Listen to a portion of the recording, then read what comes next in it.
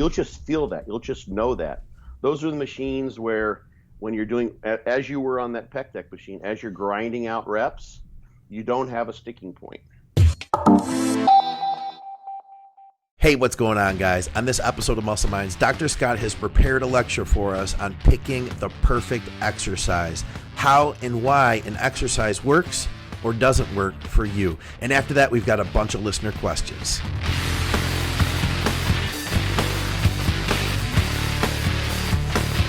Hey, what's up, guys? Welcome back to Muscle Minds. I'm Scott McNally. I'm here with Dr. Scott Stevenson. All of our programming is brought to you by TrueNutrition.com and GetAzoff.com. We got links for that stuff down in the descriptions.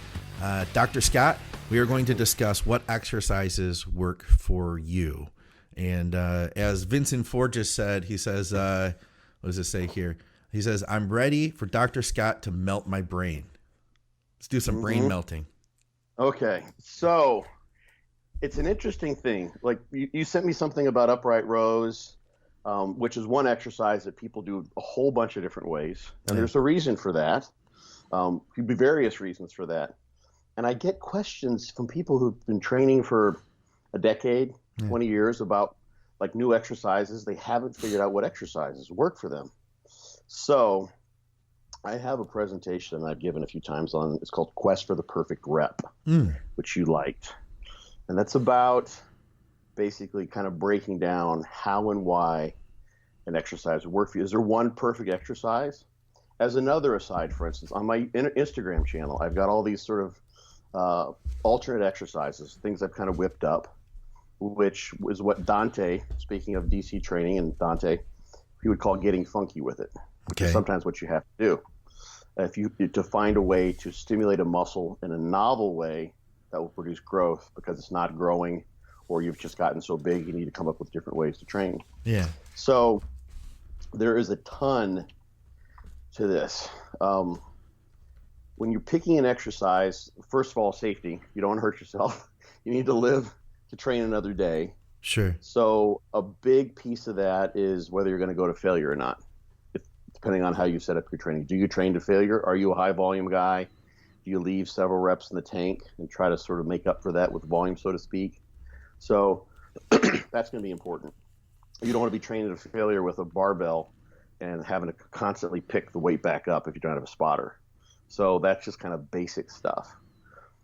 The biggest thing, obviously, in large part, is that you're training the target muscle. So that's the mind-muscle connection, which can be had. So how would someone know if they got a good mind-muscle connection? Some people cannot feel that during the exercise. They just can't tell. I've got a whole talk that I give on this. There are a couple things that come from that talk, because this has been demonstrated and I've talked about this on the podcast, in several different research studies now, looking at people's ability to not use their traps when they're doing kind of a side lateral movement. People can turn off, deactivate muscles. You can ask people to do bench presses and use more pecs or use more triceps. A couple studies have demonstrated that can be done. You can ask people to move weights rapidly or more slowly. And important things that come from that is once you get to too heavy of a load, above like 80% of one rep max, people are no longer able to turn off the muscles they don't want to train and selectively turn on the ones that are supposed to be the target muscles. So if an exercise is going to work for you in large part, and it's one that you don't feel an innate good mind-muscle connection with, it's just not like the pec deck that you've been. That's obviously an isolation exercise. It's going to train the pecs. Right. But maybe for some people on a certain pec deck, the way they're doing it might be an anterior delt machine. Sure, I could see that exercise for them. Yeah. So in that case, you were doing like sets of 7. Yeah. That's probably. For someone who doesn't have a good machine or doesn't have a good, strong ability to contract the pecs preferentially, that might be too heavy for them. I can imagine it would have been too much for me not long ago, really. But you got a better mind-muscle connection. So here's the conundrum, if you're going to use like percentage or one rep max or what have you, is your one rep max for a bench press, if it's your true max, is going to be heavier than your one rep max when bench pressing to train the chest. Absolutely. That makes sense. Yeah. Yes. So your rep performances are going to go down when you're doing a bench press or a barbell press to train the chest versus the triceps, or versus just the exercise. This is the difference between powerlifting and bodybuilding, essentially. Powerlifting, you want to use as much muscle mass as you possibly can. Bodybuilding, you want to target the particular muscles that you're trying to train in those exercises, which could be using literally as little muscle mass in a certain sense, or the accessory muscles as little as possible, and the target muscles as much as possible. So you're trying to literally cause as much of an inequality in the loading target versus accessory muscles that are keeping the joints literally like the ball and socket joint of your shoulder together and helping you just do the actual exercise. You don't want those to be contributing substantially whatsoever, if at all possible, because you don't want those to be the fatiguing limiting factor. You don't want your set to come to an end because those muscles have fatigued before the other ones. Yeah. So if you go too heavy, relative to what you can do, that in of itself for most people means that they're using muscles in a way that doesn't have a good muscle connection. Just simply the case. The other thing is you did this really, really, really well on that pec deck. You were going really slow and controlled. Yeah. Those are beautiful reps. That is something that the research also substantiates. And it makes sense. Had I gone any faster, had I pushed any faster with it, I would have not only used some centrifugal force, but I know I would have been using other muscles. I had to move at that speed in order to be able to just focus on just the pec. I could have gotten more reps. Yeah. There's no question in my mind, but it wouldn't have been with the pec. Yeah. In order to move the weight faster or at maximal speed, you're going to have to use the maximum amount of muscle mass you have available. Yeah. So your speed it's going to have to be sub-maximal if you're using less than the all of the muscle that's available, which is the whole point of bodybuilding in a strange way. So some exercises, they just lend themselves. They're your go-to exercises. They just feel good. Some people, they train bench press and their pecs just blow up. Right. It's not an uncommon thing if you look, and it's funny. You see someone who has a really, really good chest. They sometimes will not have great arms or great delts. Yeah. Or vice versa. Big delts, big arms, and not so much chest. I've seen that so much. Yeah, absolutely. Yes. And that was my situation early on, was that my shoulders developed first. And guess what? I was also I was doing bench press with my shoulders, is what it came down to. Right. Yeah. And some of that is just the function of the training, I think. And some of it's a function of how you're wired, like from birth thereon. You literally you just start doing all of your types of pressing activities during the day with your arms. Just learn how to do that. You get wired to do that. Maybe biomechanically you're better suited for that. Your nervous system just figures that stuff out. Yeah. So that's a huge part of all of this. You can pre-exhaust, and we talked about this ad nauseum. I talked about this on a podcast. I've done so many. I can't remember. The last couple of weeks, I think I've done like 4 or 5. We talked about pre-exhausting. That will create the weak link in the pre-exhausted muscle, like doing a pec deck before you do a fly. Yeah. So that's one way that you can take an exercise that normally wouldn't be the best chest exercise, for instance, for you, and make it into a good chest exercise. Yeah. So, and that's what I had to do. That was my, quote unquote trick early on to get the pecs to connect. Yeah. Right. So I probably should have mentioned this earlier because it's very, very important, is sometimes you sit down. This is why hammer strength machines are so loved by so many people, is that they do a pretty decent job of matching the loading curve. So the load that is presented over the course of the range of motion from start to finish versus the strength curve of your average person. So that was what Nautilus was trying to attempt. Arthur Jones Nautilus and the conch-shaped pulley wheel. Yeah. So the idea is that the change of the diameter of the wheel as the cable moves over it, that changes the loading that occurs as you're moving the machine, the pad or the handles or whatever it is that you're moving. So, but the loading curve, the strength curve. So the relative strength at the beginning versus where you're strongest in terms of torque produced about a joint versus the end, that curve can be like a perfect inverted U. It could be like kind of a bell curve. You could be much stronger at the beginning, much stronger at the end. And that's going to be a function of so many things. It would just be kind of, you don't even need to name them all. That can be a function of limb lengths, relative limb lengths, relative muscle mass, the attachment points of your tendons across your joints. Yeah. And you'll just simply know that. So for instance, this is why powerlifters, the obvious one is the bench. There tends to be more triceps at the lockout than at the beginning. Sure. For most people, that's just kind of a generalized thing. So if you're looking at a chest machine of some sort, and you get to the second half or near the end of the range of motion, where if you're using your pecs preferentially, then you're going to become weaker because you're not trying to use your triceps. If you've done a great job of just activating the pecs to make things happen, yeah, then you should be weaker, and the machine shouldn't evoke as much tension, because the loading curve should be different. And you'll just feel that. You'll just know that. Those are the machines where, when you're doing, as you were on that pec deck machine, as you're grinding out reps, you don't have a sticking point. You don't like go until like all of a sudden you're barely getting past that sticking point. And if you didn't have that sticking point, you could have ground out maybe another 2 or 3 reps, and you would have slowly just come to a halt, who knows where in the range of motion, because fatigue would have been the cause of ending the rep and ending the set. But if the machine is not suited to the person who's using it, or just not to anyone, and some of them just suck for everybody, then there'll be a sticking point, and you'll like literally push, and all of a sudden you'll just stop. Yeah. It's like shit. So that is not a good machine, because it's denying you effective reps in a certain sense. Because the limitation to getting that rep isn't because the fatigue has just sort of exponentially declined, or it's gotten to a lower level where you just can't move anywhere. It's because you've got that blip in every single rep where there's loading is so high that you just have to get over that hump.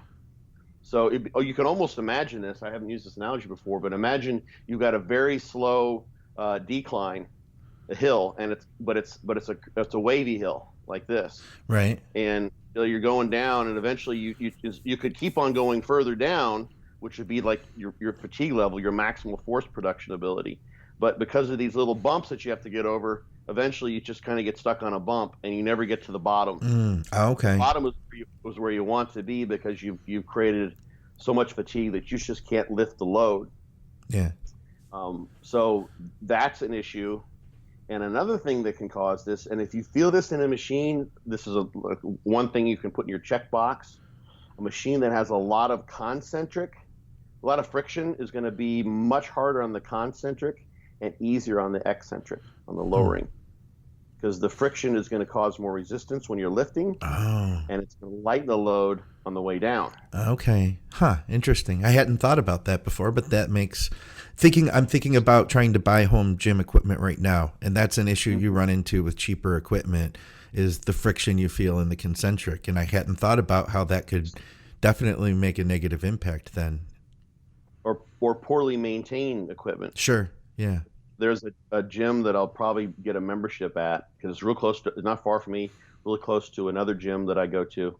And it used to be one of several gyms in a chain here in town. And then that guy eventually sort of ran himself out of business, basically. So someone else bought the gym, but they have all the same equipment of a previous gym that closed. So I'm used to all those machines, and I like those machines. Yeah. But I go in, I get on those machines at the gym that closed, and they'd be wobbly because the screws weren't in place. So you like get on some of them, and like the knee extensions like at an angle like that. Yeah. Because they haven't bothered to because everything's loose, and the friction's greater. Well, I got on those same machines, because I've got years of training on those machines at this other gym that's now closed. Right. It's probably those were bought in the same lot. They're the exact same machines. They're the Nautilus Nitro machines, most of them. There's a couple other ones. And I'm like, well, this machine was maintained. This machine feels awesome. It's like it's brand new versus 10 or 15 years old. Yeah. And it's just because they maintained it better. Okay. And I talked to the gym owner. He's obviously a bodybuilder, and he knows how to maintain his machines. So that sort of segues into the next important thing, is that with that friction, that's very, very important. We're actually stronger on the eccentrics than we are on the concentrics. And if you look across the studies, sort of in general, there's a nice meta-analysis on this. There's several studies demonstrating this, that the eccentrics, because you create more load relative to the muscle used, are the most important part of the rep, so to speak. Okay. Is the eccentric part of the contraction. Or if you compare concentric only versus eccentric only training, you get greater gains on average for most people with the eccentrics. It just causes more soreness. Pay attention, guys. Pay attention to that, because that's the thing. We've talked about this on the last show. That's the thing that I think people tend to lack in. They, push the weight up, they pull the weight up, and then from there they just let it go. They don't focus, and that is what I found in this last year. Being able to make some pretty good progress now is focusing on the eccentric portion of the rep. Mm-hmm. There was a guy, I can't remember, it was on my Instagram. I think when you go to like a search and he just throws up whatever videos it thinks you might like. Yeah. And this guy was deadlifting like 855. Okay. And the most impressive part of the deadlift, he got it, and he got it relatively easily. Yeah. But then he lowered it under control. Yeah, yeah. Wow, that was, because a lot of people, when the powerlifters, they deadlift, they just pull it up and they just drop it. Let it go. Yeah. It's kind of like, it'd be like, fuck this weight, I'm done with you. Somebody just do that because it's part of the attitude you have that you need to have in order to pick that much shit up off the ground. And the boom. There's the boom. And the boom is, it's kind of a badass way, like, it's like Mike, the ultimate mic drop. Yeah, the deadlift drop. But it's, and interestingly enough, you're also losing out on that ability to one, load the muscle during that eccentric, and also to train the nervous system to have greater control as well with those heavy loads. So there's specificity of contraction type. So if you do just concentric lifting and no eccentric, they do this with dynamometers. This is a lab-based thing. You'll get much better the concentrics and not so much with the eccentrics. But I've never seen any of those studies where they compared really slow lifting, which is what has to happen when you're pulling like, singles, doubles, and triples. Yeah. So if you compare like, reps like a second long rep, which is a pretty fast rep speed, you train with second long concentric reps versus someone who trains with eccentric only 1 second reps. Those are wide ends, like one's in one direction and they're pretty rapid. But you talk about heavy weight, now you're talking about slow reps with a near maximal load. I can imagine there's going to be a lot more carryover by doing those eccentrics, just to control that. As long as you can do it safely, control that load and lower it down, you get the loading on the muscle, which is good, and you also get some experience handling that heavy load with a heavy eccentric, which I don't think is a bad thing either, as long as you're not doing too much of that and then overtraining your nervous system or in general. So that's super important. So you don't want a friction machine because it cuts you short. Every rep's going to be less effective because you're adding more to the constant. What that does is it creates more metabolic fatigue. And then when you finally do get to the end there and there's a difference too, in the physics world, when two surfaces are sliding together, there's a dynamic friction. There's like a coefficient of friction you can calculate for, whatever, two pieces of wood or some sandpaper on a plastic surface or what have you. Yeah. And that coefficient will be different when the things are sliding over one another versus when the two pieces are just in contact and there's no movement. That's why it's very common. Like you're trying to get something moving, like a sled in the gym or anything that's on ground. Once you get it moving, it moves more easily, right? Yeah. Yeah, like that's just, you kind of sense that. But you ask anyone, they'd say, yeah, they'd agree with that for the most part. But what happens then if you got a crappy machine with lots of friction, you got a couple of different things happening. So as you start to fatigue, you start to move from that lowered coefficient of friction when the weight's moving to where it's starting to come to a standstill, and then the friction goes up substantially. Yeah. So then the weight was maybe maybe it's really 100 pounds, but it's 120 or 110 because when you're moving at a decent rate, And then when you start to get slow and you start to fatigue, then that friction skyrockets because you're starting to have basically a static type of scenario because you're going so slow. And then you're just stuck. The machine's just like, that's it. You're like, fuck, the set's over. Yeah. So you miss the opportunity to have those really slow grinder reps. That makes total sense. It's not that you fatigue so fast. It's just that the weight, literally the load that you're pressing against goes up the slower you move. Yeah. And sometimes it can just skyrocket. So that's one part of it. The other thing that you end up doing is you sense this. You're just trying to move the weight. It's to some degree. That's part of lifting is getting the weight moving. So you'll start like doing more ballistics type stuff because a lot of times it's actually you've got the momentum as well as the fact that friction is less. Yeah. It feels smoother. Yeah. You push harder. You feel smoother. It does. Well, then that unloads to some degree potentially on the concentric because the weight's less and it's moving so fast and you can only produce so much force. The force you produce goes down on concentrics the faster you move. Yeah. So you end up doing kind of bouncy reps and you're trying to like literally just keep the weight moving.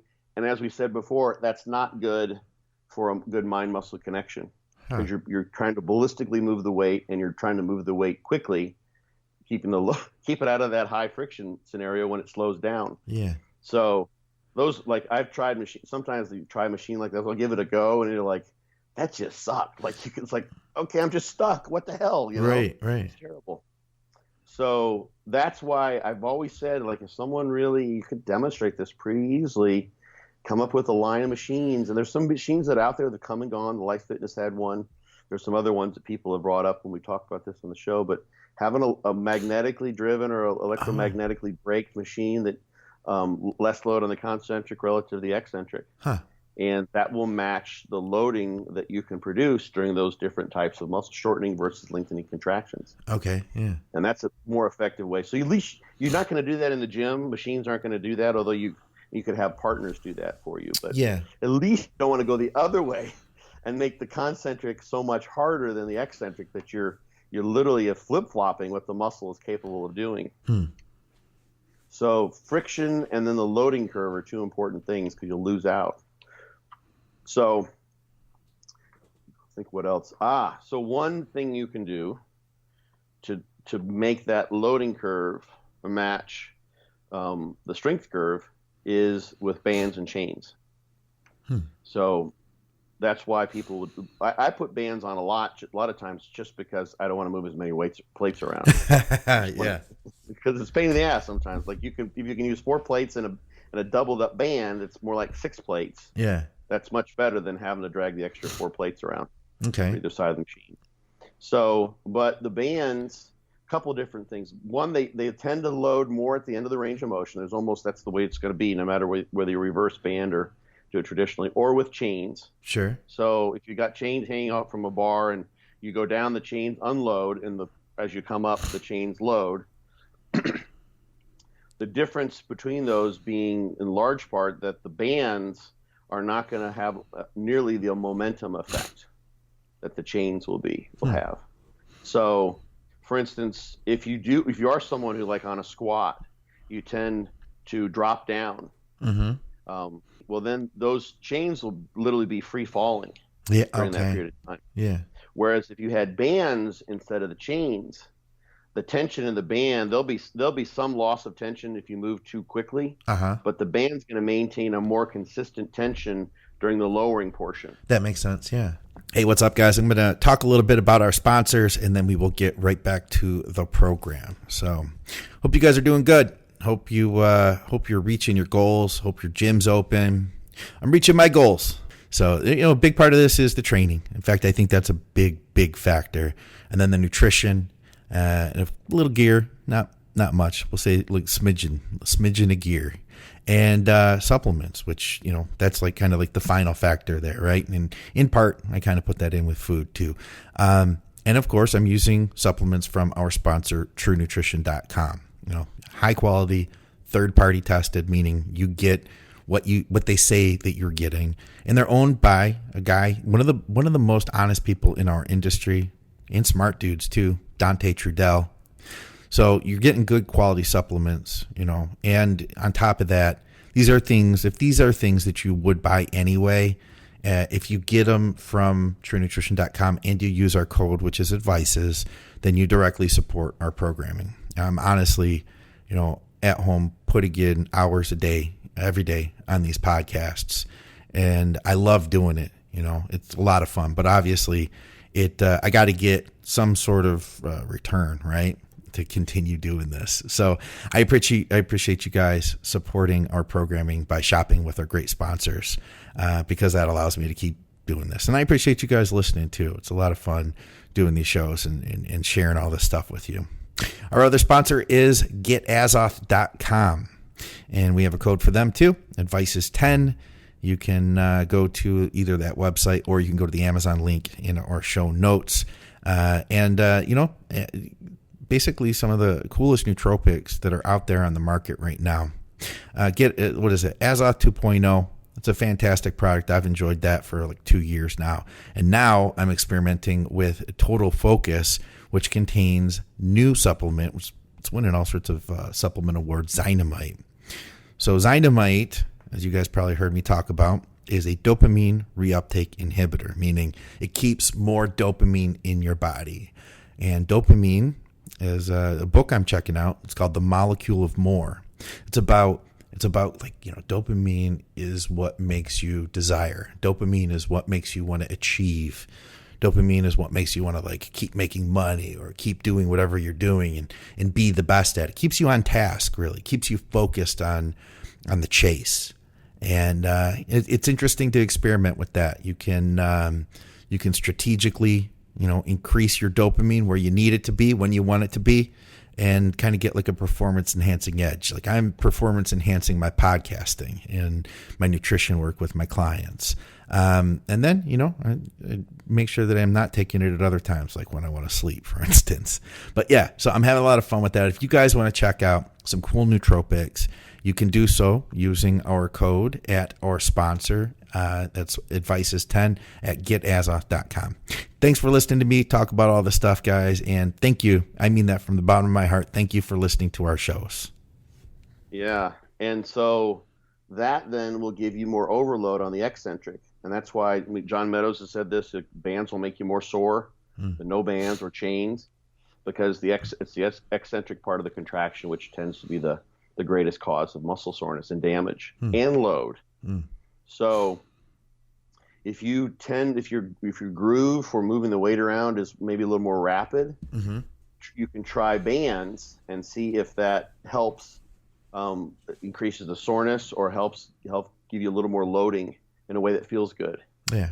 So the problem is sometimes it's nice on like a hack squat or something like that, where you tend to be weaker out of the hole. Right. And you want to make it more of a quad exercise. Quads tend to dominate near the end of the range of motion. It's nice when the bands will match your strength curve. So meaning a strength curve where you're stronger at the end than at the beginning of the range of motion. If it's the other way around, you're kind of fucked. Because there's no way really to set up the bands or chains otherwise. Yeah.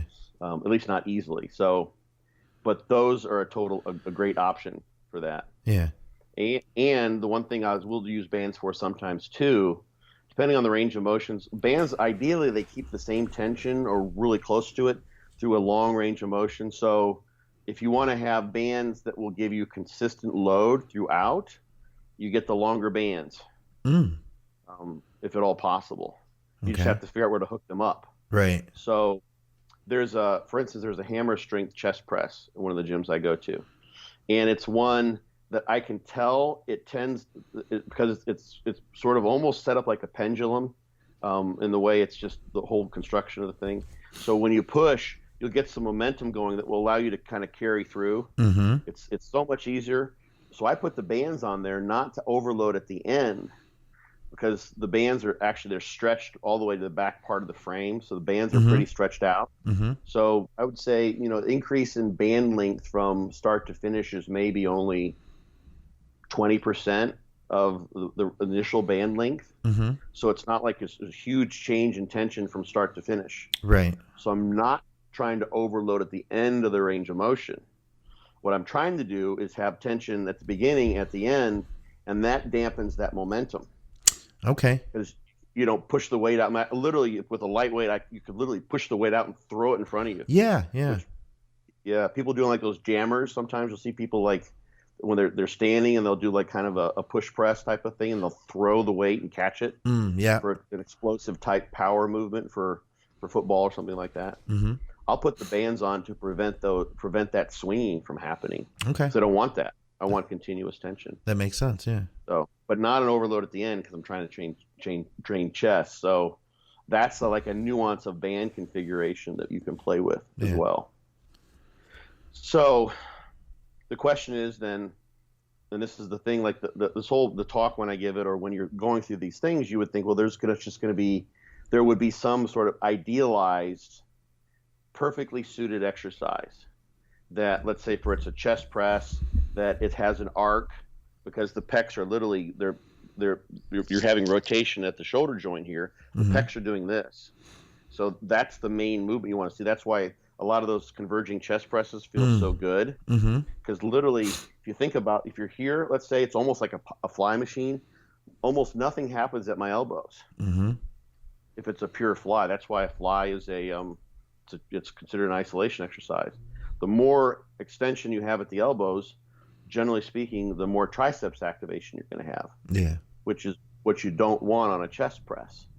So, but you want that enough arc so it feels like a press, and you're getting good chest activation, but not triceps at the end. So you go like this, you end up using your triceps. You're not having much going on at the chest. Yeah, that makes sense. So if you think about that, the arc of the motion, the loading curve from start to finish that matches the person, that you're not losing force because of friction on the eccentric or gaining it on the concentric.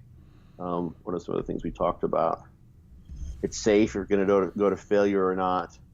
Then you might think, well, I can come up like there should be like one perfect exercise for every muscle group.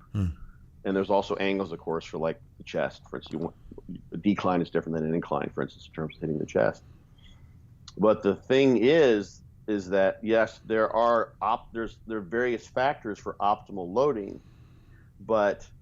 and this is the thing that I've been sort of pushing, and I'm to get people to sort of at least grasp.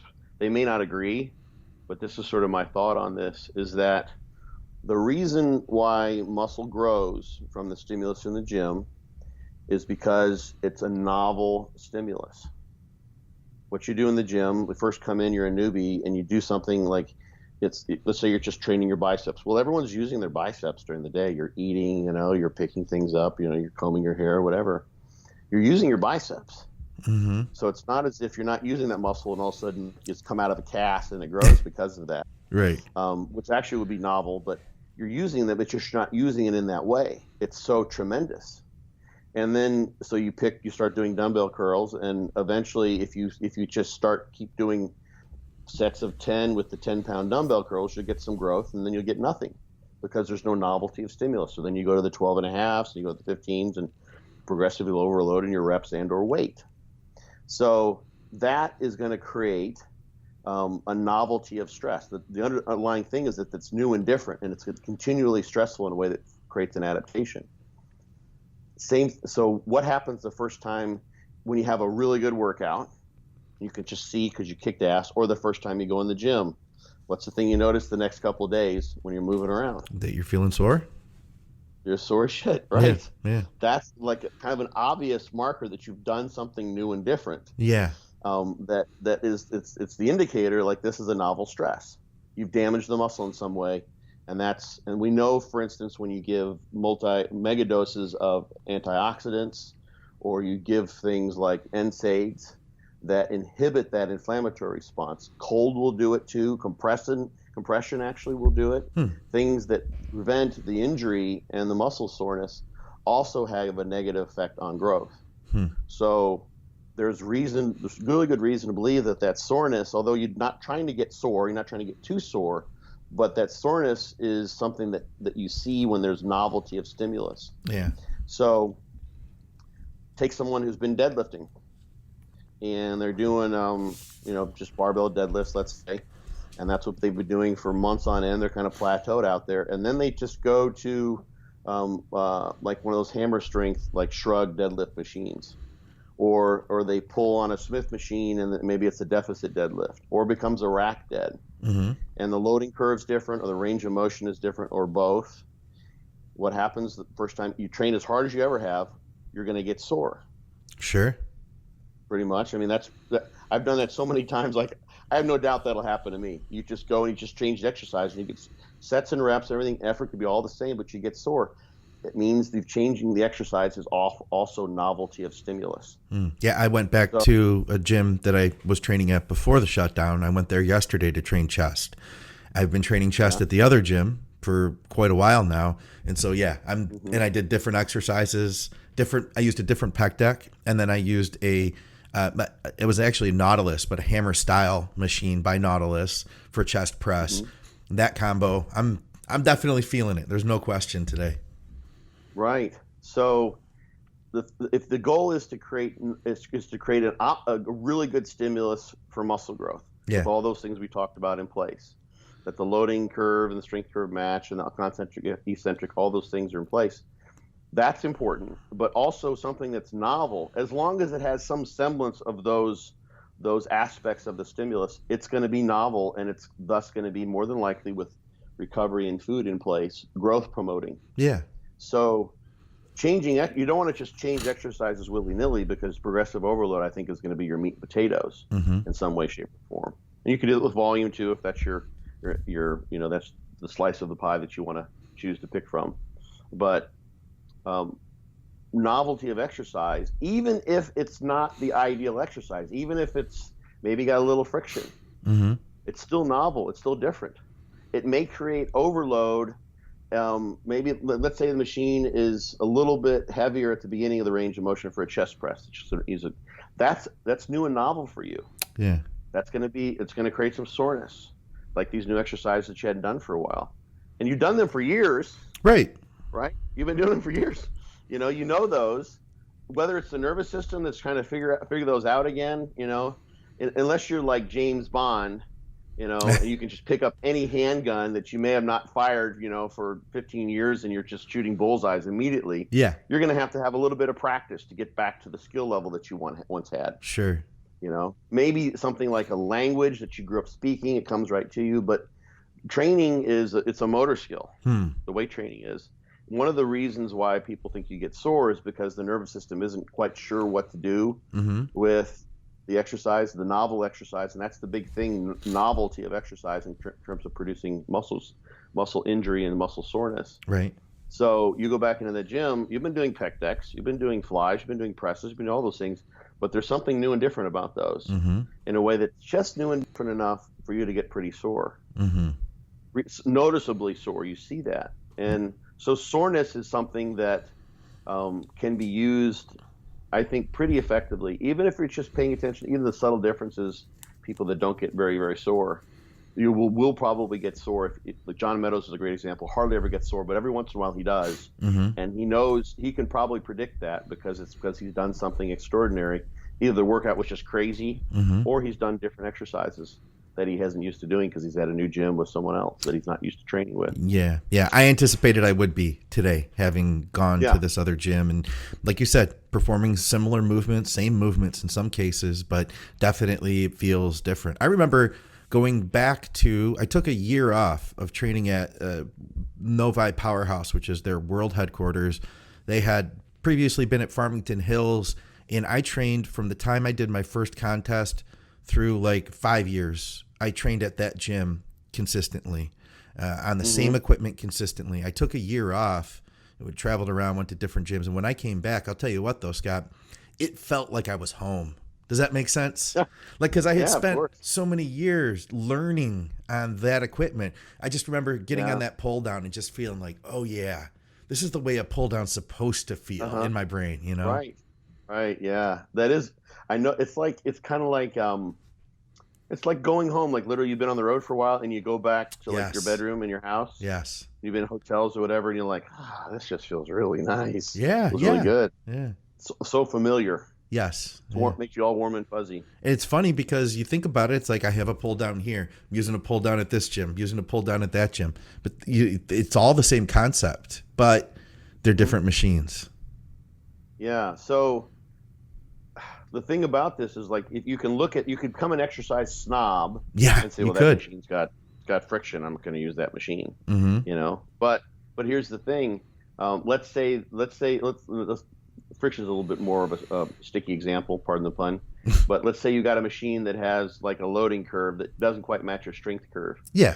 If you start training with that, first of all, it's going to be novel. And then if you start progressing with that, then you get progressive overload. So you still got the components the big components you need for driving the training stimulus towards adaptation. Yeah.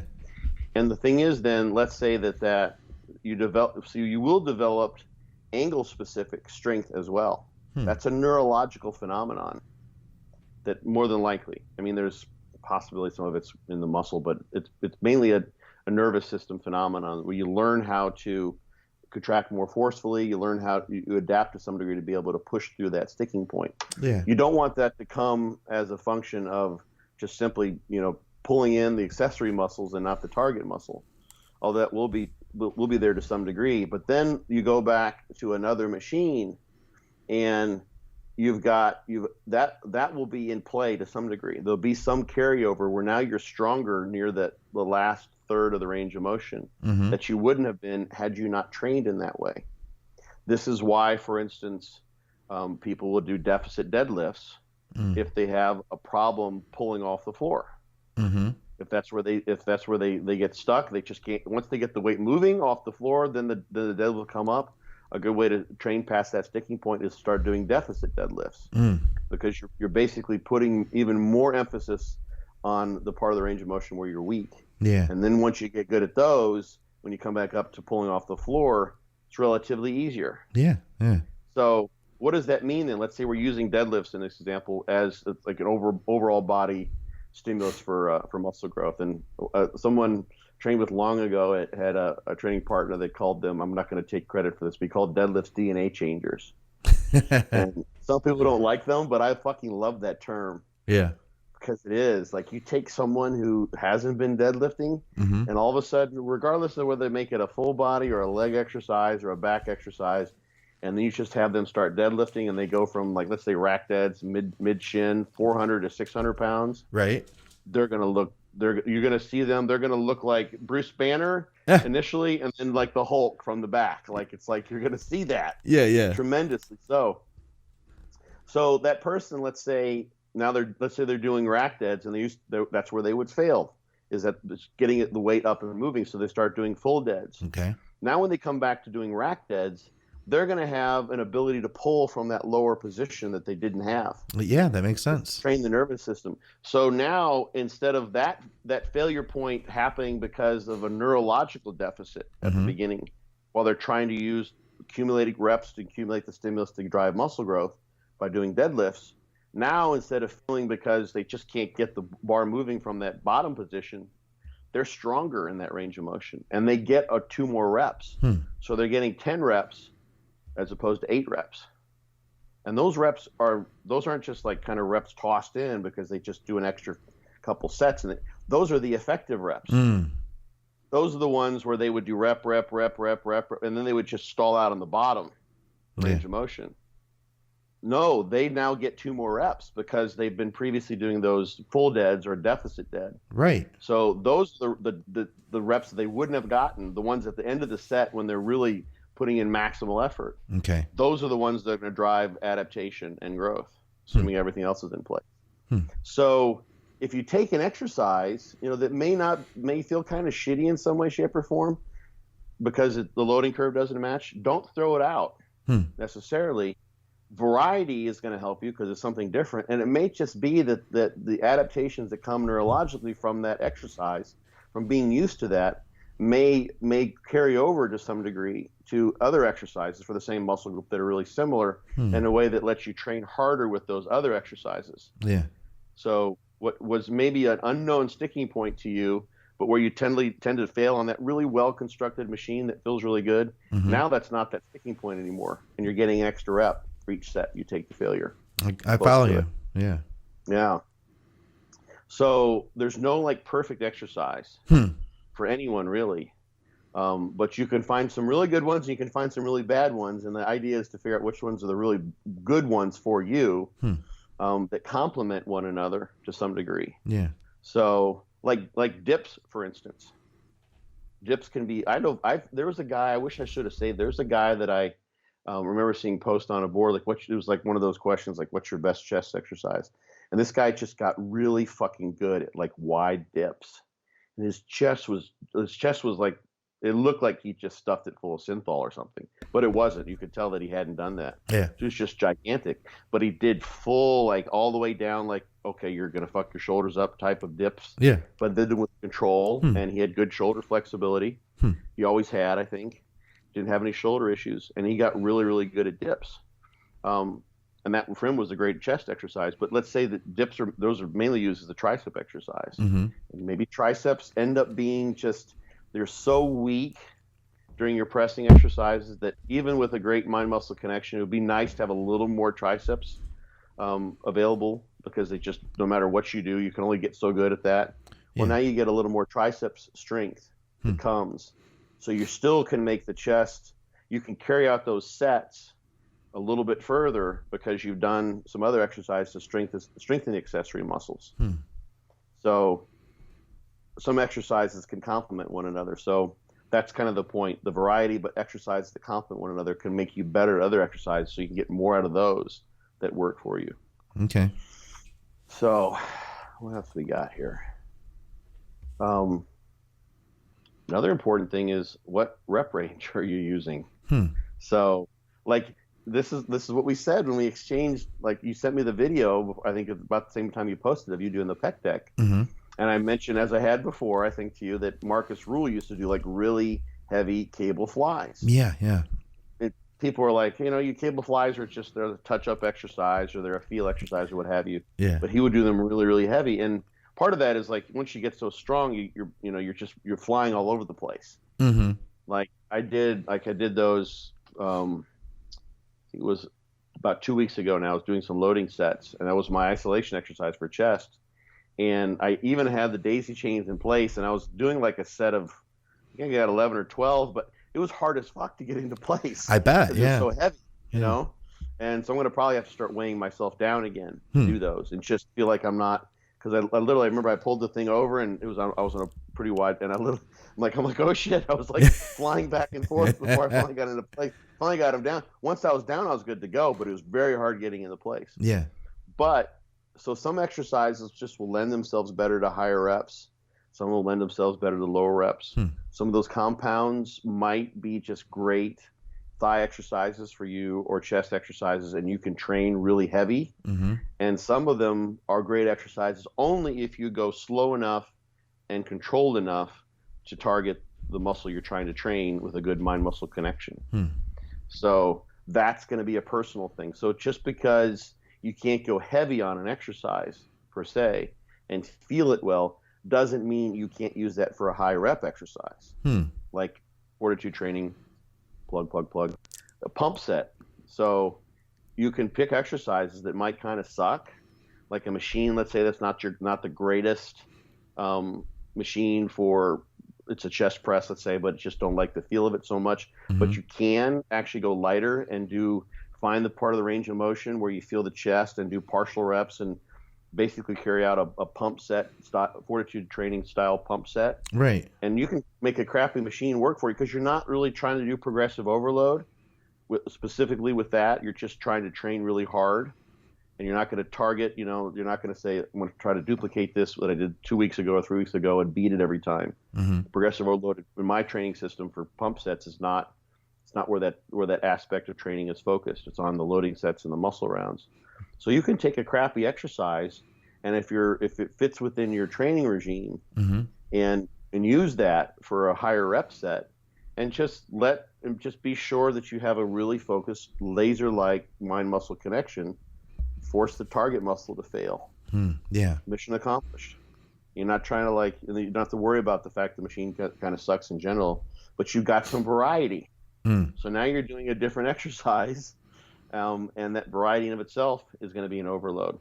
Yeah. So you've undulated the rep range to a higher rep versus a lower rep, and you've also changed the exercise, which gives you variety, which I think is part of the novelty of creating a growth stimulus. Yeah. Okay. So you got to find the exercise that matches the rep range as well that you're trying to use. Yeah, that makes sense. I could see that, because initially when we were talking about a machine with, say, drag, or a machine with the strength curve that didn't match it, I could see, if you're working in that 6-7 rep range, then that might throw you off from actually being able to hit it. But if you're doing, say, a cluster set or something with higher reps, maybe it would be different for you.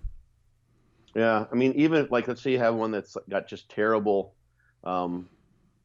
friction. Okay. But you're just going for a high rep set. Yeah. You could even like literally just do pulses on the way. I'm just thinking what I might do in that case, worst case scenario, just do pulses on the way up and come back down under control. Yeah. And just do pulses on the way up. Yeah. Just try to pulse it. Figure out what feels best. There's no rule, except that we sort of want to like have some sort of structure. Yeah. Just part of human nature, I think, to be structured, that says you have to do concentric, eccentric reps. Like you can do 1.5. People always do 1.5 reps. Mm-hmm. That's not an unknown thing. Partial reps. You can train however you want. There's so many ways you can do a quote unquote set. Yeah. All the different cluster sets that are available. Partials. You can do like I have the 5s into the hole, which is the pump set that so many people do. I have one called triple thirds, where you're doing like third part of the range of motion, 3 reps and then thirds. So a million ways you can do that. So you hop in the machine and feel out where you get the best mind-muscle connection. So you can make use of a crappy machine otherwise and utilize and train your mind-muscle connection and do the part of the rep where you feel it. If like literally changing direction just causes like a hiccup in the rep, then you wouldn't do those. You do it some other way. Maybe you just have to throw it all together, but most of the time you can find a way to make most machines, unless they're really bad, work. So, and this is a thought too, bands a lot of time, they seem, I think, because the tension is, if you've got, for instance, some sort of pivot point, like on a knee extension or something like that. And so that's being driven because you have a cable in place, let's say, and the tension creating the torque that you're resisting it when you do the reps comes from the stack that's behind you. So that's sort of pulling in one direction. If you put a band on and connect it to the frame or something like that, a lot of times that will stabilize that pivot point in a way that's noticeable. It'll take away from some play that you get, and it'll actually can reduce some of that friction sometimes. I could see that. It'll make the exercise feel better. Yeah. You have to just try that out. I've done that before. I'm like, man, there's something wrong with this, but if I throw a band on there and just, lighten the load on the stack, it makes a lot of exercises feel much better. So, especially ones where like you've got an ab machine, sometimes you'll see this, or like the knee extensions where you got some wobbliness in it. The band will just prevent that wobbliness from being present when you're lifting, which sometimes it will, even if you got a heavy load on there, just so machines haven't been maintained well enough. So the band's help in that regard too. So how do you know that the exercise is working? We talked about soreness. And then the obvious one is that you're getting a good pump. During training. If you're not getting a good pump and you can't feel the pain in the muscle, then chances are you're not getting, either you maybe you're really depleted because you have no glycogen left, right, and you're 3 weeks out or something like that. That's possible. But otherwise, something's probably not right. So that's when a pre-exhaust might help to make that connection. Some people would do kind of potentiation sets, just do a little bit, not even try to exhaust or pre-fatigue, just do an isolation exercise first, just sort of get themselves connected with the muscle they're trying to train with the compound. And that works better. But if you're not getting those two things during and then after, so pump during, soreness after, at least when you first start the exercise, the soreness may subside, then you're probably not going to get the growth that you're looking for, at least not where you want it. So that is my spiel on picking an exercise. All right. Can I ask you some questions? Of course. I've got some some questions I wanted to ask you. All right. And we did have a few questions that came up too on the screen.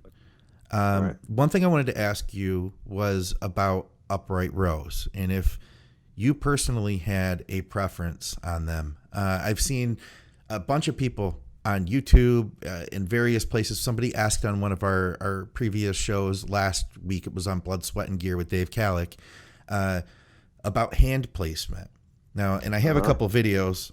I'm not going to edit those in now for the live feed, but I'll put them in for the YouTube. I used a wider grip and I used a narrower grip, and I wanted to see the way it felt. And to me, I don't feel like the upright row is a great exercise for me personally, but when I went wider, I definitely felt like I was going to jack my shoulders up a little bit less. What are your thoughts on that? Well, I have to preface this because someone asked me to fit this in the podcast. I first have to say I don't know shit about fuck. So that's in there now. That's a famous quote. Like that. Basically, now anything I say, I'm no longer held responsible. That's the disclaimer at the beginning of Muscle Minds. That's my disclaimer. I don't know shit about fuck. Yeah. And also, it should be known I'm the dude playing the dude pretending to be another dude. That's a very important line of the movie. I've just accomplished 2 check boxes. If she's watching, she had better be laughing her ass off right now. Oh, it's a she. Yeah. All right. I don't know about that. We'll see. But so I don't like that exercise either. Okay. So much. But I actually came back around to it. I hadn't used it. Haven't used it in a while too. I have a video on Instagram, I believe, doing that on a Smith machine. Okay. That where I felt a really nice connection. The problem is, I think this is what you were probably experiencing, is you feel like you're going to get some impingement going on. Absolutely. In your delts. Yeah. And that's how I typically feel. Sometimes if you're getting a nice angle and you get some really strange bending in your wrist, kind of like this ulnar deviation that feels like it's pinching and it's not good for your wrist. Yeah. That can be a problem. Yeah. But some people love them. Okay. So that's one of those ones where it's funny because the shoulder is renowned for having the greatest range of motion really of any joint we've got. It's pretty phenomenal with the whole circumduction thing you can do. Like look at a swimmer or a tennis player. Like the shoulder has so many degrees of freedom. Yeah. Internal, external rotation, and like full circumduction. So people will do like side laterals with all sorts of differing types of form. And because of the way in which their shoulder girdle sort of holds the shoulder joint in space, how much, what their typical posture is, they spend their day on their phones or at the desk, how tight the chest is, all those sorts of things, that's going to dictate the angle of pull of the different muscles relative to gravity about that joint. And so you can literally go here and here and externally, internally rotate, and the deltoid muscle is going to get different heads hit. So the same thing I think applies to some degree to the upright row, except that whereas almost everyone can figure out some way to do like a side lateral, most people can without any pain unless their shoulders are really fucked up. I mean, sometimes you've got really bad supraspinatus impingement and it's complete no-go. But you can find some way that works or some exercise. When you've then constrained yourself to doing an upright row, and the problem probably with most people is the internal rotation that comes with that. Oh, okay. So so like a positive, there's various ways you can do this, and I'm not an orthopedic surgeon, I'm not a physical therapist, but like one of the real basic ways to figure out if someone's got a supraspinatus impingement is to have them try to do a horizontal, or have it do internal rotation, and then shoulder flexion like this, so lift up like that. And if that's painful, then if they've got all the other signs and symptoms, you're pretty certain you've got a supraspinatus impingement. Okay. So some people are just sort of prone to that. That's why you'll get it. Okay. They just don't have a very good gap. So the supraspinatus sits above the spine of the scapula. So that part, the bony part, you can sometimes see people that don't have a lot of muscle, you'll see it in the scapula. And so it's above the spine, the supraspinatus. It runs underneath the AC joint and connects then to the humerus of the the upper arm bone, the humerus. So that little gap that it runs through, the little hole under there, under the acromial arch, is where it can get impinged. Yeah. And when you internally rotate, you're basically rotating that bony attachment point upward, so that you can end up pressing that up against. And you may not have any irritation there, but you can feel, because you probably have had irritation there at some point in time. A lot of people have. I know you had bicipital impingement, which is a little bit different. Those are the two kinds of impingement in the shoulder, but it just doesn't feel right. Yeah. It's not the best. Like, you can imagine, like, where are you stronger, like this or like this? Probably like this for most people.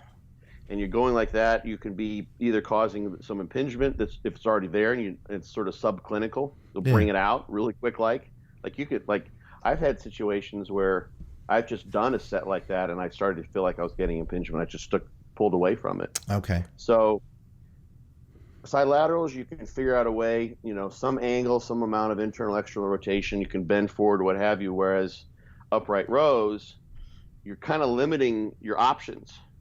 Your degrees of freedom that the shoulder is normally capable of are limited because you're trying to stick with this plane of motion, driving up with the elbows with the internal rotation, which for some people feels great. It makes it just an elbow exercise, a delt exercise, minimal elbow movement, so minimal arm involvement. But for other people, that's just not going to work for their shoulders, just because of the architecture, potential for supraspinatus impingement, et cetera, et cetera. Okay. So you're just going to have like a section of people who just can't do it, no matter how they try it. Yeah. So. That's kind of that was kind of the consensus I've heard on some of the other shows too. But I tell you, here's the thing. Yeah. I did it on the Smith machine, and I think it was helpful for me because I could grip more loosely. The machine's in the track, and I could just drive up with the elbows, and I got that to work, actually. Yeah. I probably wouldn't do it like every week, but I actually got it to work in a way that I wouldn't have been able to do with the barbell. I don't think. I think I tried it, but I was able to do those for 6 months or so on a regular basis. So okay, that could be a fix if someone's looking for another delt exercise. All right, this one kind of even applies to a lot of the stuff we were talking about today about getting activation. This is from Rebecca Libby, and she asks, rack pulls right below the knee, how to recruit more lat and less traps. Okay. Well, traps are going to be, they're going to be recruited to some degree. You just got to hold the weight. Like, they're there to make sure that your shoulder girdles don't, come off your body. But the way to get, for most people, to get there's a couple things you can do. One, do a pre-fatigue or a potentiation or an activation set with some lat pull downs. So pre-fatigue them. Arching your back and keeping the bar close to your body will tend to do that as well. And if you want to learn how to do that, here's a very, very brutal way of doing that. And you got to be kind of strict, but these are just like obnoxiously rough. Get a metronome and set it for 60 beats per minute, 1 second beats. Okay. And pull up rapidly, arching everything, and then keep that arch, and then do a 4-second descent. So 4-centric, eccentric. So you pull up, 0, 1, 2, 3, 4, up, 0, 1, 2, 3, and try to do a set of like 15 to 20 like that. Wow. Okay. You use like 50 to 60% of like the weight you normally would do for like sets of 10, maybe. You go pretty light. Yeah. And the whole time, just focus on contracting your lats. Huh. Those are brutal. Yeah. Yeah. What kind of helped me was doing like an isometric contraction against the bar before lifting the weight. So like flexing the lats against the bar and then beginning to, turn that isometric into a concentric pull while I'm flexing those lats and contracting them in order to, keep it there. That seemed to help me. Rebecca's a competitor. I didn't see her. She's a competitor. Yeah. She did nationals last year, I think. Okay. So you can think about like when you're pulling back. Yes. Yeah. To show the Christmas tree. Like literally, you're going to do that. Scapula's back, everything's arched. Yeah. Some people say that people want to say like round your back during a like lat pull downs and various things. Like that's a theme that some people suggested works better for isolating the lats. I've never found that at all.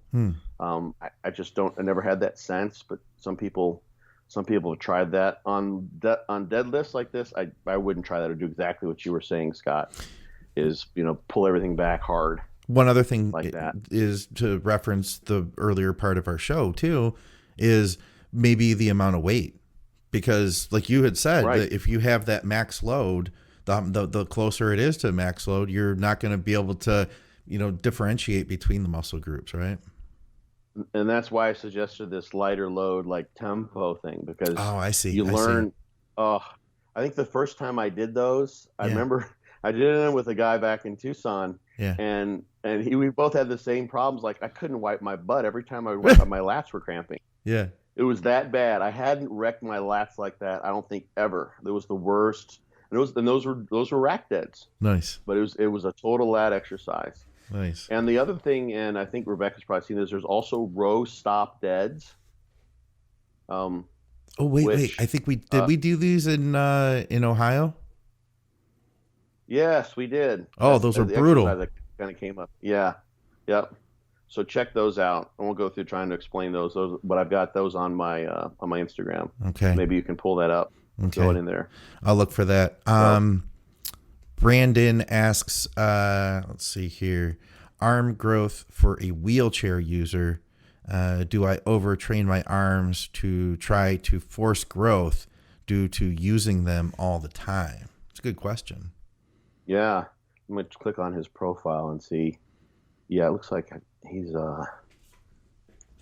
Brandon. I wonder if he's got he probably has a spinal cord injury. Let's see. I see he's wakeboarding there. Yeah, I see that in his profile picture. Yeah. Definitely not stopping him from doing what he wants to do. Yeah. Oh, hell no. No, I mean, I don't know if he knows. And you know this, Scott. We've talked about. I spent a couple years doing research with people with spinal cord injuries. Yeah. I worked at a specialty hospital in it's called the Shepherd Center in downtown. Here he is. I think he's competing. Oh, cool. Yeah, there he is. Okay, so yeah, that's a conundrum because you're going to get potentially an interference effect. So you're rolling around all this time, like literally he's sort of using his arms. There he is with Derek Lunsford. Okay, I think. Yeah, cool. Well, if you're down here and you run into Derek, let me know because Derek lives down here in Tampa. We can go train, but so yeah, that's the thing. I have to know what's been working. So has he tried heavier training? The thing you run into with arms that you end up getting tendonitis. Yeah. And that can be exacerbated. So you're walking a very fine line.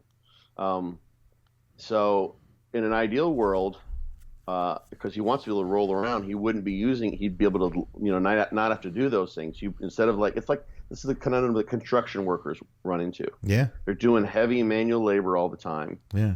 And they're trying to go lift, and the manual labor makes it harder to lift, and they got this constant overload that's happening during the day where they're hammering stuff and working a jackhammer and picking heavy loads up. Right. And that's interfering with their recovery.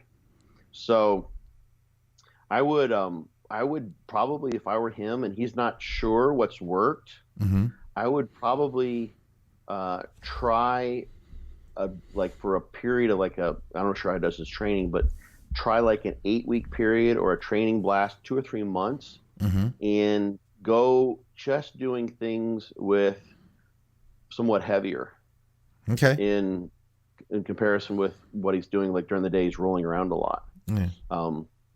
And then see what that does. And then literally, so maybe we're talking like 8 to 10 rep range. Okay. Something where as long as he's not getting any tendonitis, like if it starts to bug your triceps tendons, then stop, because then you'll just run into then you can't do any pressing. You'll run into issues with shoulders and chest and tricep.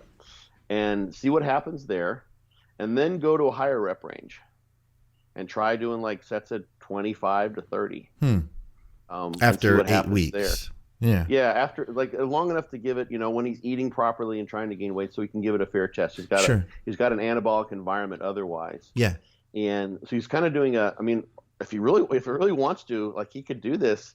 He could do what we talked about with that Damas study, and he could try. There's all sorts. He could literally try one arm heavy and the other arm light. Don't do that. We don't need to 8 find to out 10. that bad.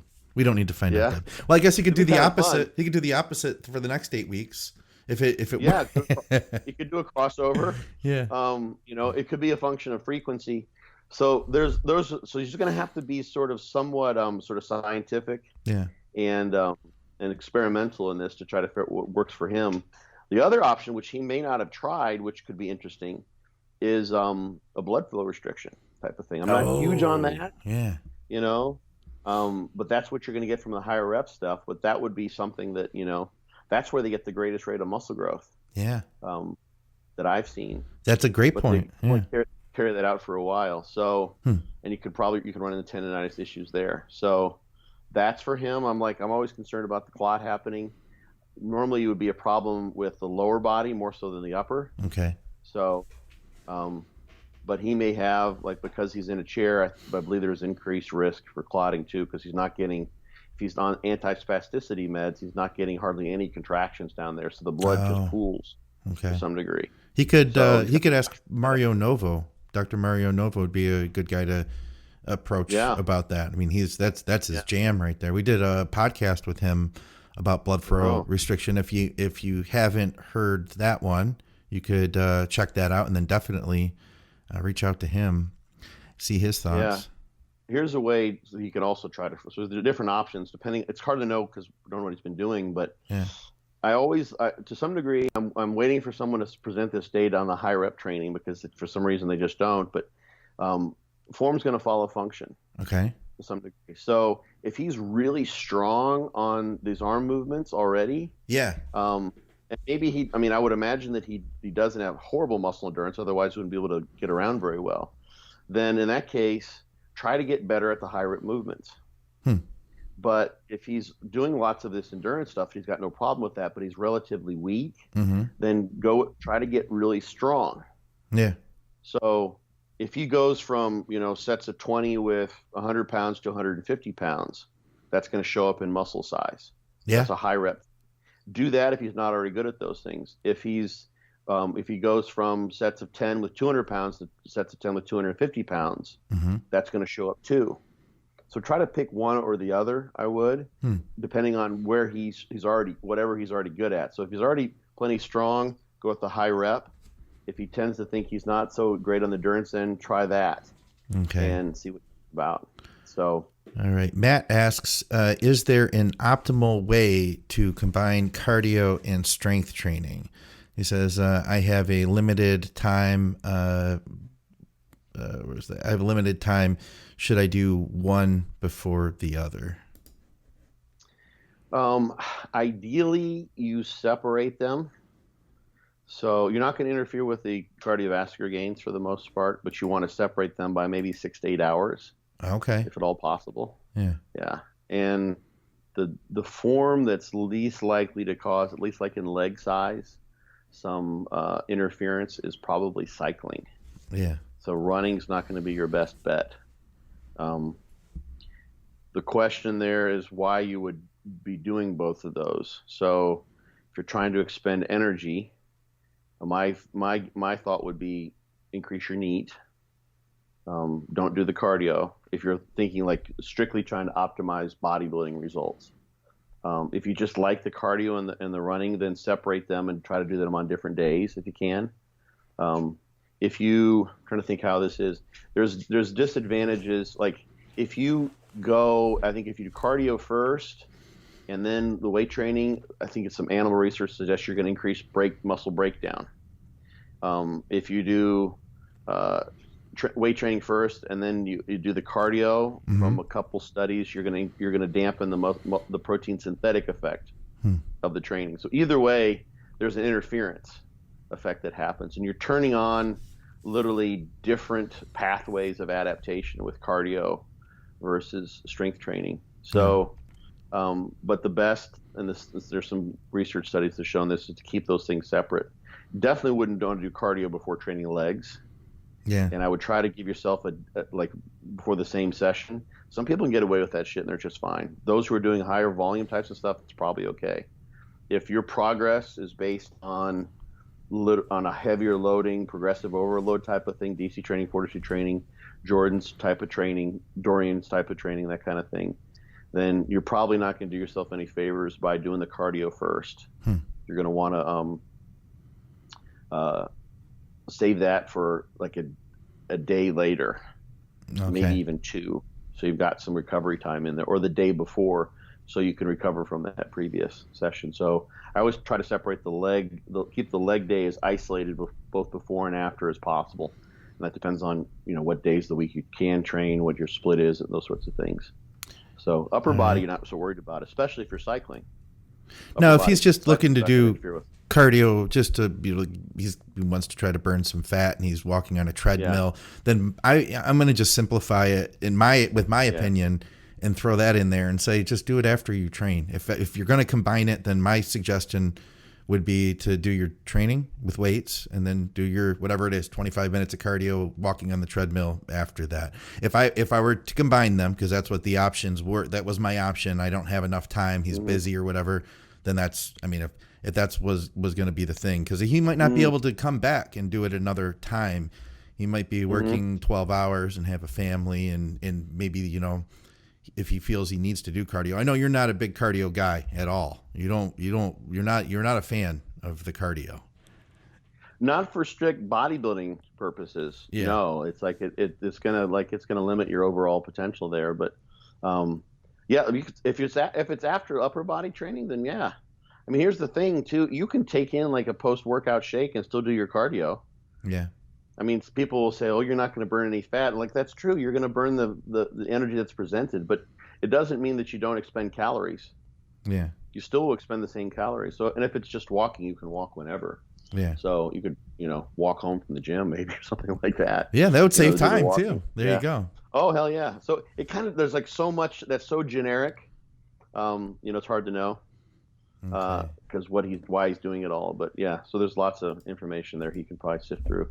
Kyle asks, can an untrained female that recently nailed down her diet use Clen 2 weeks on, 2 weeks off, rinse and repeat? I didn't know we were gonna have a Clen question today. I'm not seeing let me see, this is on the Advices Radio, that's group. It though. Just can an untrained female that recently nailed down her diet use Clen? I suppose yes. Could you? She could snort coke and she could drink cyanide water. She could do whatever she wants. I'm not sure why he's asking. I'm not trying to be sarcastic, but why? Well, I'm going to say that the diet. Can she use Clen, or does she need to use Clen? Can you tell? I can't see the question, so I'm not That's sure it. why. I just read it word for word. That's all you got. Okay. Yeah. I don't see, if she's nailed the diet down, she doesn't need to use Clen.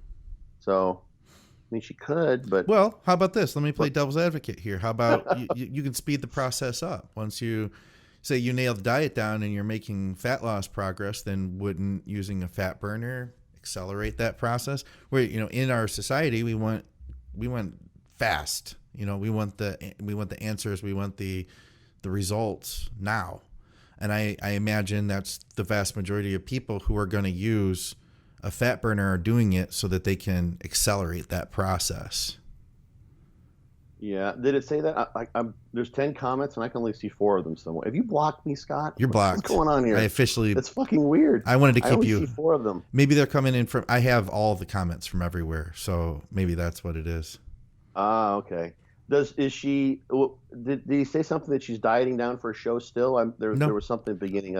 Can an untrained female that recently nailed down her diet use Clen 2 weeks on, 2 weeks off? Yeah, she can. But what does it mean when she nailed her diet down? You melted Scott's mind on this one. Yeah, of course she. But why would she if she's got the diet down to burn fat faster? Yeah. But she's not even training. I would suggest. My thought is that yes, she could. Yeah. Here's the. Let me play let me play the devil's advocate to the devil's advocate here. Okay. Okay. I'm going to play the archangel Gabriel here, or whatever that would be. Is if she's not even training, and she's got her diet down, and you then, to take it the one step forward, introduce Clen. What does that set her up for in the future? Okay. As far as like being able to institute lifestyle changes, like what's going to behoove her. You've already done a phenomenal thing in getting her diet nailed down. That's friggin' awesome. Like that's ginormous if that's really the case. Yeah. And like the next thing along those lines would be to start exercising, which is something that she can sustain, that she can do for, the rest of her life, ideally. Yeah. Whereas Clen is probably not something you want to be on for sustained periods of time. Yeah. It's going to have, potential effects on heart remodeling, that kind of stuff. So it sounds like she's making good progress. She doesn't have we don't know about a show. We have nothing else. That just seems like an out of place next step for someone who's just not training and has got the diet down. To me, I would agree with you on that. Yeah, but like you played the devil's advocate. That was great. That was awesome. Yeah, I would say exercise, and if she doesn't want to exercise, I mean, can she do it? Yeah, you can do it. She could use DNP. She could get liposuction. She could do any of these things, Right. But would it be, risk to reward? I mean, like you said, setting someone up. I mean, realistically, she could use the cleanse. She could lose some fat. And I don't know. I tell you what, though, this is really interesting here. So I think we can make use of this question in a way that maybe he didn't intend, because, and I don't know who asked it. What was the name of the person? I'm done with it. It's gone. I can't see it anymore. Oh, okay. Well, one of the things that's interesting is that he's asking, kind of asking for permission. Yeah. Sounds like in a way, and that's the thing is like.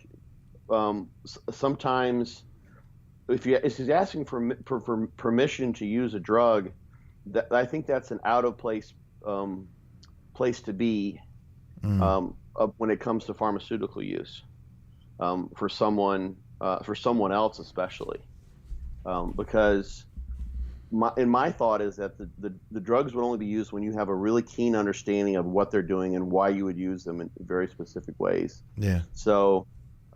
And you've got all the other eyes, not just the diet, but the exercise and all the other things in place. And you got a very specific goal. Yeah. And that's kind of the flip-flop that's happened with social media. I hate to just keep on bringing his name up. I think he's gotten much better than like the Boston Lloyds who would just say drugs are the answer type of thing. There's a mindset, and it's a human mentality to look for a magic bullet, so to speak, to make things easier. So in my mind, the more important thing is to prioritize and when and for what reasons you would be using those different tools for fat loss. Yeah. And along the judgment of or the series of ways in which you'd add those in, Clen would be at the very end for someone who's only going to use it temporarily to try to drop weight for a contest, et cetera, et cetera. You want to have exercise and all those other things in line far before that. And you want to know, like, the question is like, can she do it? Well, yes, she could, but that kind of suggests to me that he may not even know what it does, what its actions are, like what are the side effects, those sorts of things. Yeah. But how would he know if he's not sure? He's asking it in that way. And I'm not trying to pick on whoever this was, but it's just sort of general for someone. If you're asking, can you use this? That's the type of question that you might ask like your doctor, literally when you're under doctor's supervision, and say, okay, that would be an option. And the doctor's going to say, come back and see me in a week, take this aspirin, call me in the morning type of thing. And you're under medical supervision to look at side effects. You can do an EKG if it's affecting your heart, all those sorts of things. So if you're asking that question, but you're not under doctor's supervision, you don't really know how the drug works or when and how to use it, then you wouldn't know what some signs would be to stop using it, or how to use it, or how or when not to use it. So that's kind of a dangerous place to be. where you don't, if you're not even sure if you're asking if you can use it. Yeah. The question is whether you should use it, and the other question is when you should stop using it. Yeah. So the questions are sort of flip-flop. All right. The way I'm thinking about it. Matt O'Neill asks, will this be archived somewhere? Yes. So we record these live on Facebook, and then the recorded versions are all released over at Advices Radio. You can go to advicesradio.com. That'll be the audio, also available on basically every podcast app. We also have the video version that will be at YouTube. You can go to Think Big Bodybuilding Media, where this and several other podcasts are released each week with people like the wonderful, mind-melting Dr. Scott. I got my mind melted today. You did. Yeah. Well, I don't know shit about fuck, Scott. I just don't. All right, man. I appreciate your time as always. And once again, I had a lot of fun on that last podcast because I've been really into this whole heavy duty thing, and it's taken me 4 years of podcasting with you that I finally, your ideas have been making sense to me, and I'm converted now to heavy duty style, high intensity, higher frequency, lower volume training, and it's finally working for me. Yeah, that's nice. Well, don't go too far. I don't want you to one set. I train chest tomorrow, and then I'm going to train it again on Christmas Day because one set full recovery. Yeah, 4 months. Every 4 months, I train chest once, and it's only like a couple reps.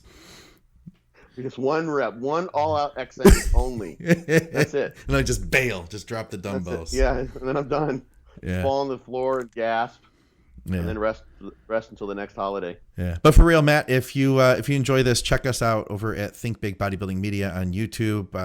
Everybody here, if you want to head over and do us a favor, you can subscribe, like the videos, comment, all that, because all that stuff helps to boost us in the algorithm.